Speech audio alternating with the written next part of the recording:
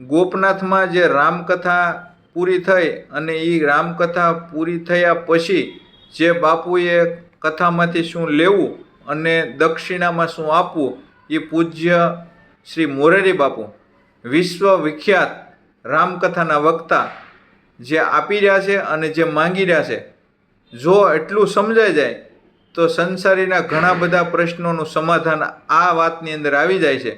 તો આ વિડીયોને શેર કરજો અને બાપુના આ શબ્દો તમે સાંભળો.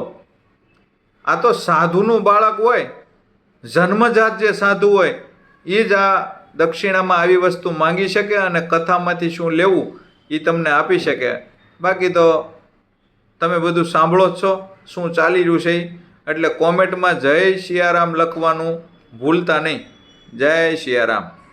મારા યુવાન ભાઈ બહેનો, હું તો 12મી તારીખે કથા પૂરી કરીને જઈશ, પછી ગોપનાથ દર્શન કરવા જ્યારે જ્યારે અવાશે ત્યારે આવતો રહીશ.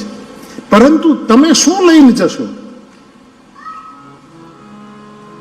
એક તો એ નક્કી કરો તમારા મનમાં. મારે તમારે આપણે જળ બચાવીએ, પાણીનો સંગ્રહ કરીએ. અને મેં કહ્યું છે એક એક પરિવાર 5-5 વૃક્ષો વાવે પોતાના આંગણામાં, આજુબાજુની જગ્યામાં. આ બહુ જ જરૂરી. આટલું કરો. મને દક્ષિણા નથી આપવાની, અસ્તિત્વને દક્ષિણા આપવાની, પ્રકૃતિને દક્ષિણા આપવાની. કરો. ત્રીજું, એકાબીજા કોર્ટમાં ગયા હો, જો તમને રામ વસે ગોપનાથ વાળો પ્રેરણા કરે તો આ કથા સાંભળ્યા પછી કોર્ટમાંથી કેસ પાછા ખેંચી લેજો. મળીને ભેટી લો ને યાર. હું ગ્રાહ લઈ ગયા છે કોઈ અહીંયા કોની પાસે કેટલો માન ધાતા અને મયુર ધ્વજ એવા મહિપતિઓના થયા, મોટા મોટા ચાલ્યા ગયા છે. આપણે કઈ જંતવ ગીતા આપણા માટે શબ્દ વાપરે છે, જંતવ. તું જંતુ છો. આવું કરી શકીએ આપણે એકાબીજાના. ચોથી દક્ષિણા મને એ આપો કે ક્યાં ઊંચ નીચના ભેદ ગામડામાં ન રહેવા જોઈએ. સમઃ સર્વેષુ ભૂતેષુ મદ ભક્તિમ લભતે પરામ. અને 5મી દક્ષિણા એ આપો, નાઈને નહીં તો હાથ પગ ધોઈને, ધૂપ દીપ ના આવડે તો કાંઈ નહીં, એક અગરબત્તી ન હોય તો કાંઈ નહીં, તમારી ઓસરીને પડથારે બેસી અને તમે જેને માનતા હો એને 5 મિનિટ સ્મરો. આ કરીશું તો એનો બહુ મોટું.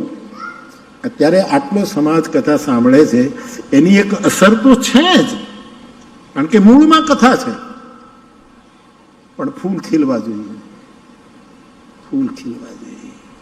આવું કંઈક કરીએ,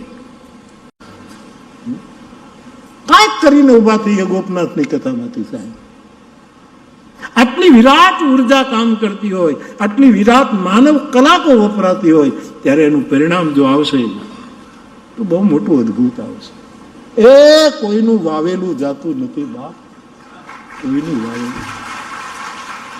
અને હારા ખેતરમાં વાવ્યું છે, હારું બિયારણ છે, ચોપાઈઓ છે, શ્લોક છે, મંત્રો છે, હારું બિયારણ. અને મોસમ પ્રમાણે વવાણું હોય છે ત્યારે